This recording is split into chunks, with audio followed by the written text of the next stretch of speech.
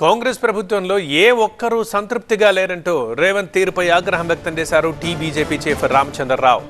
కరీంనగర్లో BJP student March కార్యక్రమంలో పాల్గొన్న ఆయన ఫీజు బకాయిలు చెల్లించేదాకా విశ్రమించేది లేదన్నారు. విద్యార్థుల భవిష్యత్తుని అంధకారంలోకి నెడుతూ విద్యా వ్యవస్థని అద్భుతంగా తీర్చిదిద్దుతున్నారని రేవంత్ చెప్పుకోవడం హాస్యాస్పదంగా ఉందన్నారు.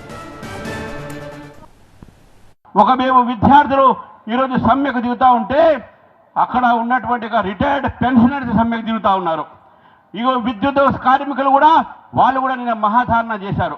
నేను అడుగుతా ఉన్నాను రేవంత్ రెడ్డి గారిని, ఈ రాష్ట్రంలో ఎవరు సంతోషంగా ఉన్నారు? ఏ వర్గం సంతోషంగా ఉన్నది? ఇటు రైతులకు రైతు బంధ లేక, ఇళ్ళు లేక బీదవాళ్లకు సరైనటువంటి పద్ధతిలో ఫీజులు లేక, విద్యా వ్యవస్థ లేక, జీతాలు లేక, పెన్షన్లు లేక ఈరోజు రాష్ట్రం గాలి కొదిలేసినటువంటి పరిస్థితి రేవంత్ రెడ్డి గారికి. గాలి కొట్టుకోపోతున్నటువంటిగా ఇదే వీళ్ళు నిన్న మాట్లాడుతూ ఉన్నారు కాంగ్రెస్ పార్టీ యొక్క మీటింగ్లో. విద్యా వ్యవస్థ అంట బాగు చేయాలంట. అయ్యా నువ్వు విద్యా వ్యవస్థ దేశంలో తర్వాత తెలంగాణలో విద్యా వ్యవస్థను ఏం చేస్తున్నావు అని చెప్పి అడుగుతా ఉన్నాను.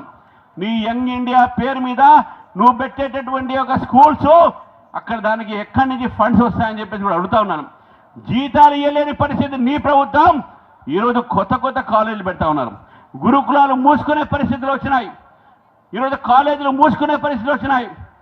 ఈ విద్యార్థులు అంధకారం దోస్తారు. ఏ యొక్క విద్యార్థులు హైదరాబాద్ తెలంగాణలో ఉన్న విద్యార్థులు ప్రపంచవ్యాప్తంగా కూడా వారి యొక్క ప్రతిభకు పేరున్నటువంటి తెలంగాణ ఈరోజు అంధకారంలో తోసి విద్యా వ్యవస్థని బస్టు పట్టించినటువంటి కాంగ్రెస్ పార్టీ నేను అడుగుతా ఉన్నాను, మీరు ఎప్పుడు ఈ ఫీజు బకాయిలు చెల్లిస్తారని చెప్పేసి.